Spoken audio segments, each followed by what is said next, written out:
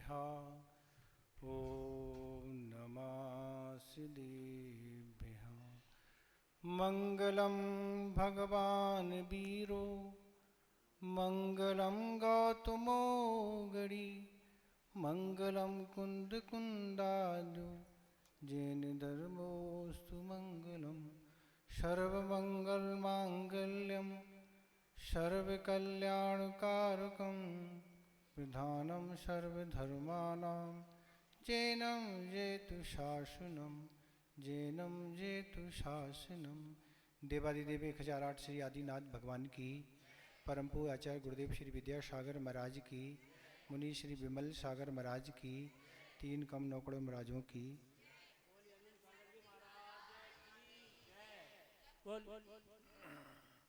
बोलिए मुनि संघ की जय। जब भी व्यक्ति अपने से संपन्न व्यक्ति को देखता है तो यही उसके अंदर भाव आता है कि मेरा अगला जन्म ऐसे धन वैभव से संपन्न घराने में हो, ताकि हम इस घर परिवार में रह के अच्छे से अच्छे सुखों को भोग सके।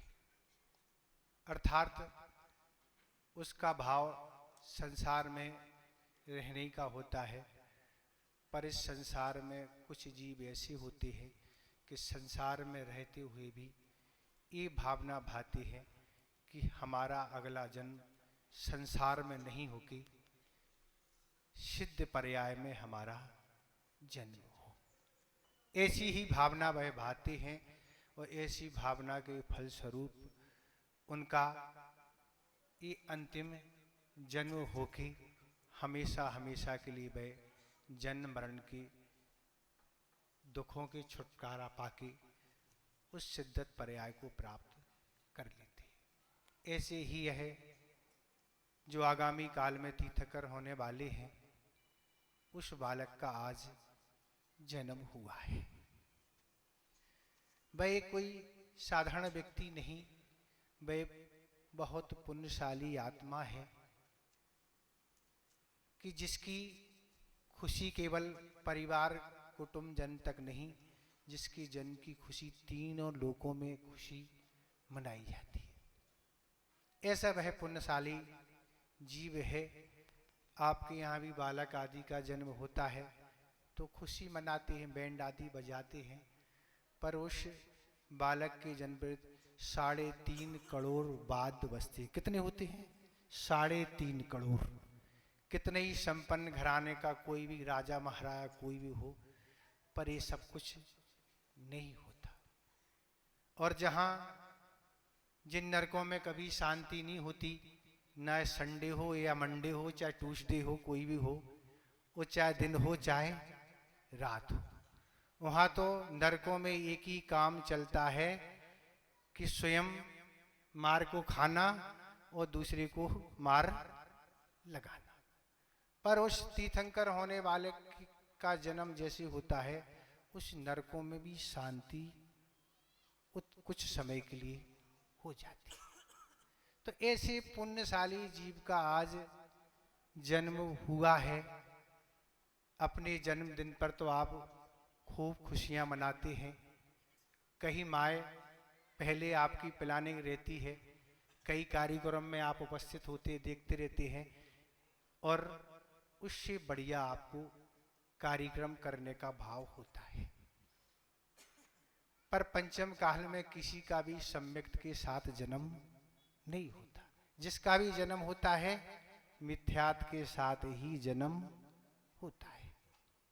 तो इस तरह आप खुशियां मनाते हैं, प्लानिंग करते हैं कि हमें किस तरह का कार्यक्रम करना है, किस तरह के वस्त्र खरीदना है, कौन सा बैंड मंगाना है, कुछ तरह की मिठाइयाँ, तारी तरह के आप संयोजना बनाने का प्रयास किन लोगों को बुलाना है, सारी संयोजना बनाते हैं और बड़े हर्षित होते हैं।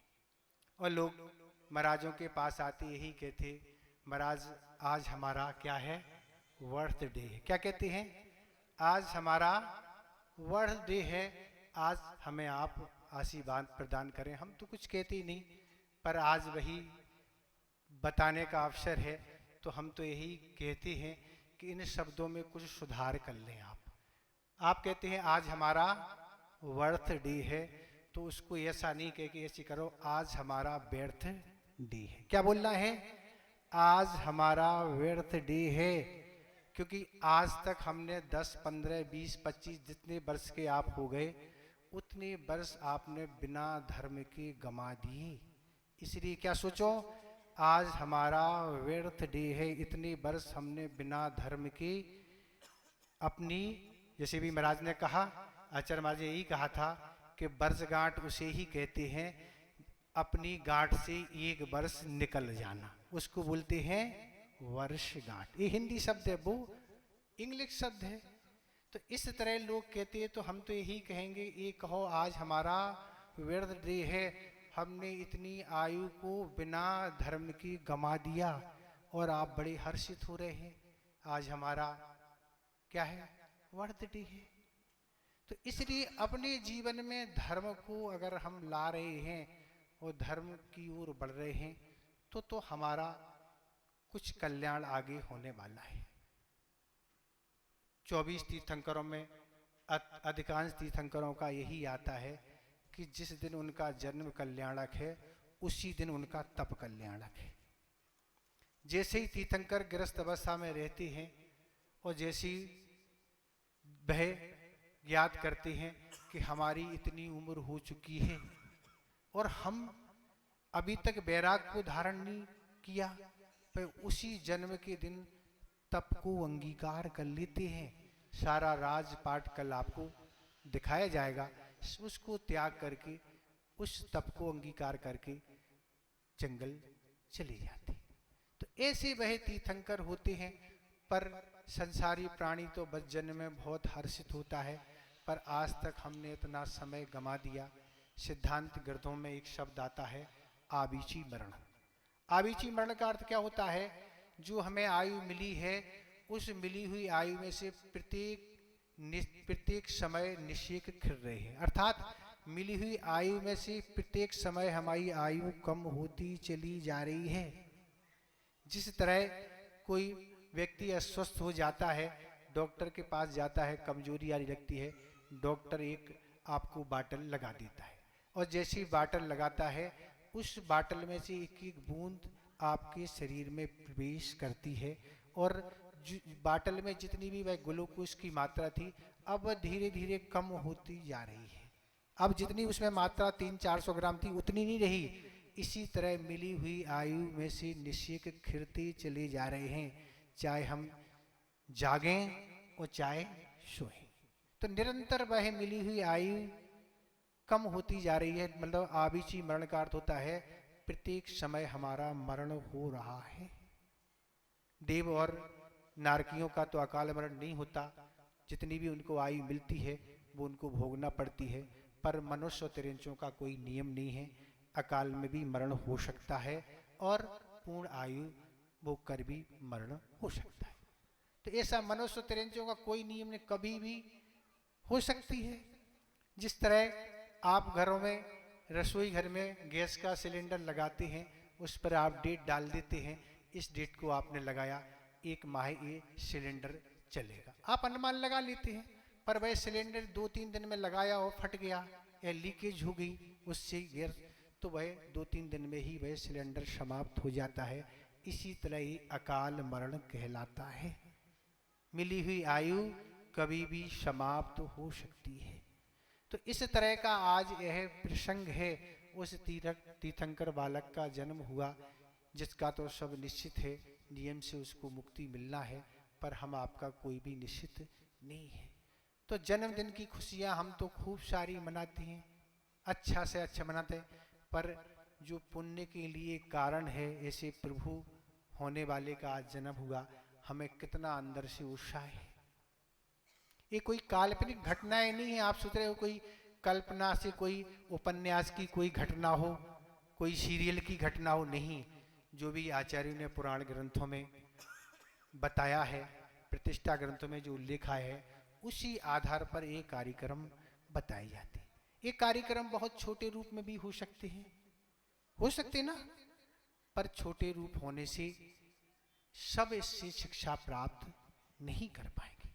एक एक आप पूरे कल्याणक में शिक्षाप्रद दृश्यों को देखें, बाकी आपको नाटकीय और मनोरंजन दृश्यों में तो बड़ा आनंद आता है, पर वैराग परक एक एक चित्र का आप चिंतन करें, देखें, विचार करें कि वह एक संसारी आत्मा जो हम आपके साथ रहती थी, वह इस संसार से ऊपर उठ के मोक्ष को प्राप्त कर लिया उसने। ये सारी स्थितियां हैं। तो ये कोई कल्पना नहीं है कि कल्पना से कोई रचना बनाई हो जिसको हम देख रहे हों। ये तो सत्य प्रमाणिक घटना है जो यह आत्मा इस परमात्मा का रूप धारण जिसने कर लिया। तो ऐसी यह आत्मा है कि ऐसी आत्मा का दर्शन होने के लिए लोग लालाए थे। देवलोग तो जानते हैं अवधि ज्ञान से कि उस आत्मा का जन्म होने वाला है। आचार्य महाराज ने सुनाया था कि जैसे ही तीर्थंकर प्रभु का उस बालक का जन्म होता है, पहले ही से देवलोग उस आंगन में जाके पहुंच जाते हैं, उन्हें अवधि ज्ञान से बोध हो जाता है। इस तरह की स्थितियां घटित होती हैं। पर कुछ लोग तो आज अपने मन की संतान नहीं होने से, आचार्य महाराज ने कहा था कि कुछ लोग तो आज अपने मन की संतान नहीं होने से उसको, उस संतान को गर्भ में ही समाप्त करा देते हैं। ऐसे कुकृत करने वाले जीव हैं। आज वर्तमान में ऐसे साधन और दवाइयां हैं जो संतान के टुकड़े टुकड़े हो जाती हैं, वह संतान वहीं समाप्त हो जाती है। ऐसे कुकृत करने से आचार्य लिखते हैं कि अगले जन्म में उनकी उस संतान की उपलब्धि नहीं होती है। ऐसे वह पाप का बंध कर लेते हैं। तो इस तरह आचार्य महाराज ने कहा था, हमें कभी किसी को जीवन देने का अधिकार नहीं है, तो जीवन लेने का भी अधिकार हमें नहीं है। ऐसा कृत्य कराते हैं और जीवन भर निसंतान होके अपने धन और समय को नष्ट करते हैं और समाज में भी उन्हें नीचा देखना पड़ता है। तो ऐसा कुकृत्य नहीं होना चाहिए किसी भी कीमत में। जो भी मिला है आपके पुण्य से मिला है, उसके भाग्य से सब कुछ अच्छा होगा, चाहे बेटा हो और चाहे बेटी हो, कोई भी हो, संतान तो संतान है। इस तरह का किसी भी कृत्य करने का अधिकार नहीं है। ऐसे खोटे पापों को बंद करके लोग दुर्गति के लिए प्राप्त करते हैं। आचार्य महाराज जी यही कहा था, वह होने वाली संतान क्या बनेगी आपको पता? महावृतों को वह अंगीकार कर सकती है, आरिका भी बन सकती है, ब्रह्मचारिणी, ब्रह्मचारी, चुल्लक आदि बन सकती है। उसके पुण्य के भागीदार आप होंगे। अगर सहयोगी आप बनेंगे तो आपको भी पुण्य लगेगा। ऐसी वह संतान को आप समाप्त करा देती है। एक प्रसंग सुनने में मिला था, किसी माँ के गर्भ में बेटी थी और बेटी वह चाहती नहीं थी। माता पिता दोनों ने विचार किया कि इसको अलग करा दे। ये भाव आया, पर फिर कुछ दिन बाद ऐसा विचार आया कि नहीं अलग कराना, और जाके वह बेटी का जन्म हो गया और जन्म होके आगे चल के उसने ब्रह्मचारी व्रत धारण करके आगे वह बढ़ गई। उन्हें अपने एक कृत्य पर बहुत पश्चाताप हुआ कि हम क्या कराने वाले थे। उन्होंने जाके महाराज के सामने प्रायश्चित लिया, अपनी निंदा गर्हा आलोचना की कि हम कैसा कृत्य करने वाली थी। तो ऐसे कृत्य आज समाज में हो रहे हैं। तो ऐसे कृत्य नहीं होने चाहिए जो हमें दुर्गति ले जाने वाले हो। तो ऐसे वह तीर्थंकर प्रभु होते हैं जो सौधर्म इंद्र, उस स्वर्ग का मुखिया माना जाता है। उसके अंडर में लाखों करोड़ों देव रहते हैं उसकी सेवा में। वह भी प्रभु के चरणों में किंकर के समान हाथ जोड़े खड़े रहता था, स्वामी आप तो हुक्म करें। ऐसे वह पुण्यशाली जीव तीर्थंकर प्रभु हुआ करते हैं। सौधर्मिंद बहुत बड़ी विभूति होती है जिसके सानिध्य में ही पांचों कल्याणक मनाए जाते हैं। उसका बालक का भोजन, इस लोक का वह बालक भोजन नहीं करता। उसका भोजन कहाँ से आता है? स्वर्ग से ही भोजन आता है। वस्त्र भी स्वर्ग से ही आते हैं, आभूषण भी स्वर्ग से आते हैं। यहाँ के ना कोई आभूषण, ना वस्त्र, ना भोजन, कुछ भी उपयोग नहीं करते। वह नाभि राय और मरु देवी क्या एक ही संतान उपलब्ध हुई, और राजा, वह भी तो राजा थे, सारी भोग सामग्री थी, पर उनकी भोग सामग्री किसी भी रूप में कुछ भी खर्च नहीं हुआ, क्योंकि जब बालक अवस्था में रहे तो सारी सामग्री स्वर्ग से आई। जब बालक से वह बड़े हुए, दीक्षित हुए, सो घर जाके उन्होंने घरों जाके पड़घान पूर्वक आहार किया। अब नाभि राय का कुछ भी खर्च नहीं हुआ।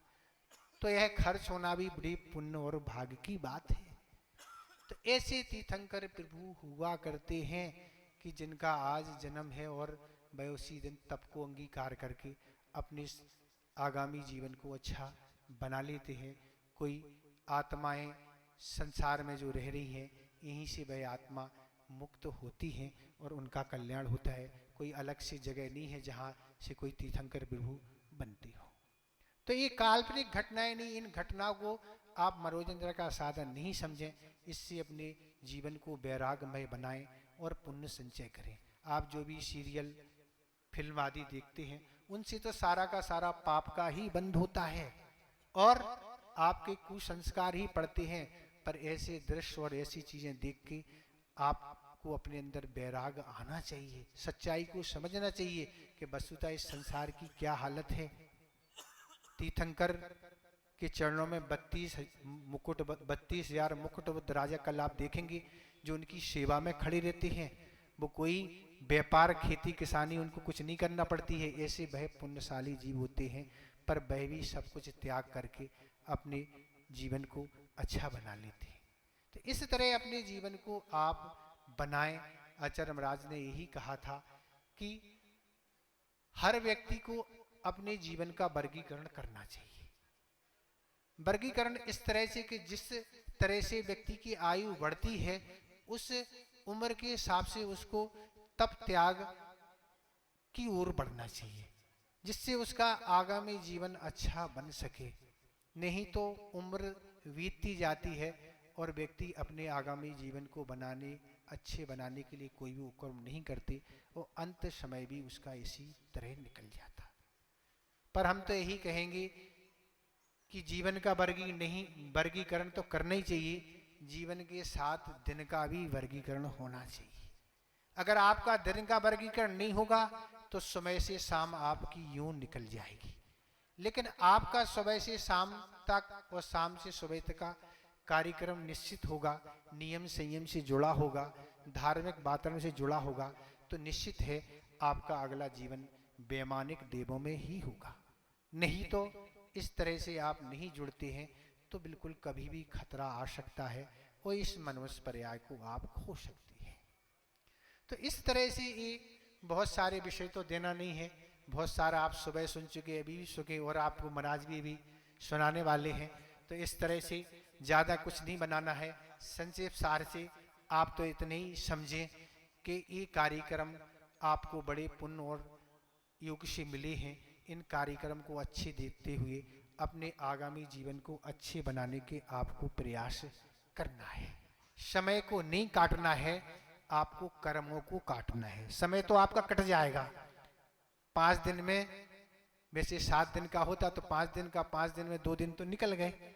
अब 2 दिन, अब कितने दिन बचे? अब 2.5 दिन ही बचे, क्योंकि अंतिम दिन सुबह ही सब कार्यक्रम हो जाएगा, शाम को कुछ होनी नहीं। तो इस तरह से वह भी निकल जाएगा, पर इससे आप कुछ शिक्षा नहीं ले पाएंगे, अपने जीवन को कुछ नहीं कर पाएंगे, तो वह 2.5 दिन भी यूं निकल जाएंगे। तो इस तरह से अपने जीवन को अच्छा बनाओ और अच्छी अच्छी भावनाओं को भाव।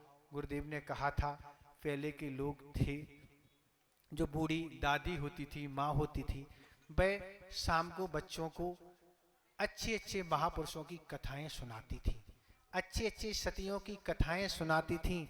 पर आज क्या सुनाया जाता है, आज क्या देखा जाता है, आप स्वयं विचार करो। पूर्व युग से, पुण्य के युग से मनुष्य पर्याय आपको मिली है, सब कुछ अच्छा अच्छा मिला है, पर आगामी जीवन को बनाने के लिए अगर इन कथाओं के माध्यम से अगर पुण्य का आप नहीं कमाएंगे तो आगामी जीवन कैसा होगा, ये आप स्वयं विचार करो। आचार्य जी ने कहा था, पहले चक्की से, हाथ की चक्की से आटा, गेहूं को पीसते थे, आटा बनाते थे। उस समय भी स्तुति वंदना आदि पढ़ते थे, पर ये सब चीज़ें आज सब रहित हो गई। क्यों? पाश्चात्य सभ्यता का आज जमाना है, आज सब इन चीज़ों से हटते चले जा रहे हैं।